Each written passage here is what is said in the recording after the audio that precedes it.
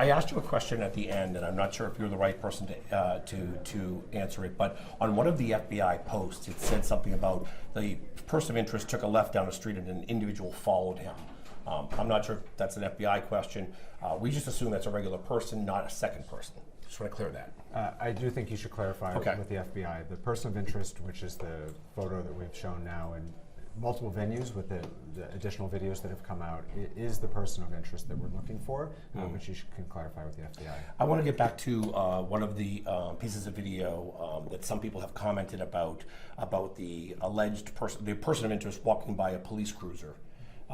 We believe that was before the shooting, because the people look at things and they just judge. Oh, look, they let him slip through their hands, which feeds to a certain narrative, and I don't want to be that guy. But that video was taken before; it wasn't taken after. Is that correct? Yeah, you should double check with the Providence Police, but we believe that was before, and we have timestamps on all the videos, so they can let you know. The president of Brown got grilled tonight a little bit, and that's her university, and she has to answer to it. When you heard that there were no cameras on an old building, did that surprise you? Because it surprised a lot of parents at Brown. I mean, certainly we were hopeful to have more video. We're hopeful to have more video everywhere. It aids greatly in the investigation.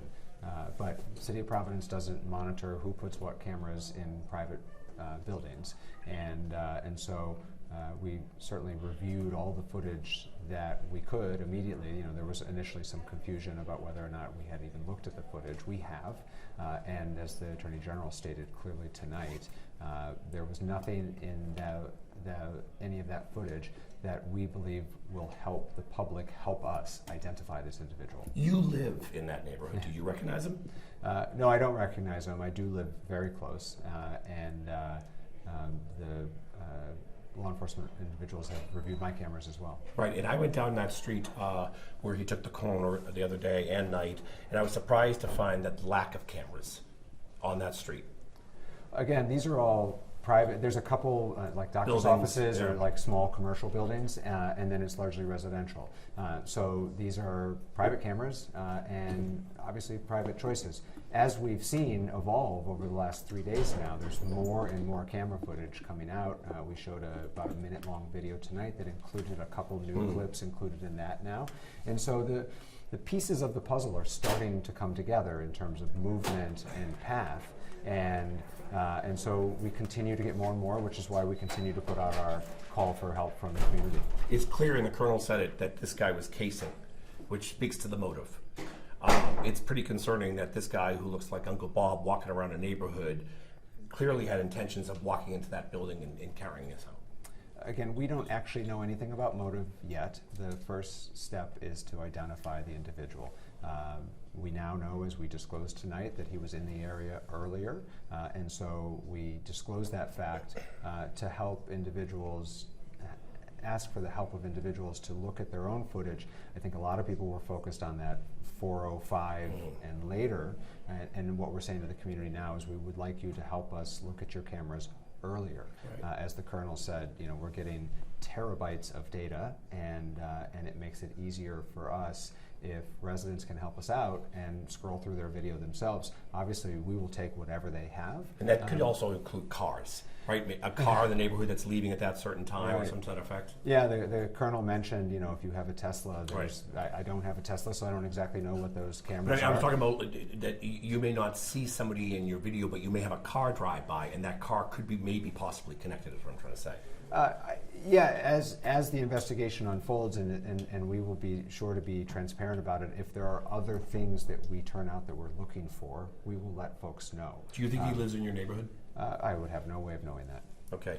Do you think so far to date, Providence Police have done everything they can? I know that the Attorney General brought up a phrase that you use, which may or may not have been intended, about setbacks. Yeah. Are you pretty confident that there's been no hiccups? I do, and you know, the team has grown in a good way, which is how these things go. You know, the initial response was really strong. We were on the scene with Brown PD in minutes. You know, very appropriate and aggressive response. The actions of Providence Police and Providence Fire were heroic the first day. Then we got hard to work. Over the last 3 days now, additional resources have continued to Right. come in, and the team that's working upstairs right now in the tip room in the Real-Time Crime Center has grown, and we're grateful for that. And so I think Providence Police has performed well, and we're also happy to have our efforts augmented by so many others. Right, I know you have a time frame, so I have Yeah. just two quick questions. First of all, we talk about no cameras at the old building where this happened, Yeah. and people say, oh, it's an old building, but there are some people who feel that that could be an opportunity. That was the one vulnerable spot on campus where there wasn't cameras, and somehow this is where it happened.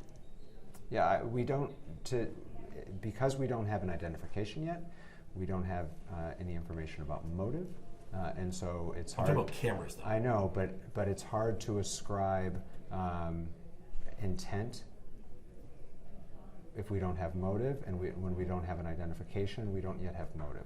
I understand the question, but it's hard to say. It's impossible to say right now what may or may not have been the intention or the motive or any premeditation or anything like that until we make a little more progress in this investigation. You've asked, my last question, you've asked this been asked 100 times, Yeah. but we still hear it from people because, you know, in a way, I always tell people I work with, we're kind of caught up in it. Yeah. But there are people who live here and they don't have access to information and they're scared and they're afraid Yeah. and they're your residents. Yeah. You're the mayor of them. Yeah. What is your quick message to them? First of all, I want folks to know that we are working as hard as possible with really all the resources anyone could ask for, from the federal government all the way down to state government and locally, to bring the individual responsible to justice. The investigation is making progress. And second of all, we understand that it is scary. I think what has really settled in as I talk to more and more people in the community is this pervasive sense of this has never happened here before. And so, you know, our foundation has been shaken a little bit, and yet people still have to go to work, kids still need to go to school, and so on that unsteady foundation, people have to find a way to put one foot in front of another to move forward. The way in which we're trying to help with that is it's hard to walk around the east side and not see a police officer right now. There's a tremendous visible show of law enforcement and an intention to give confidence that as we start to take those tentative first steps to move forward, that they know that they're supported in those first steps. But that doesn't make light of the fear and anxiety. It's real. Right. And so we're doing whatever we can to try to support them to rebuild that foundation of safety in a community that otherwise is and was very safe.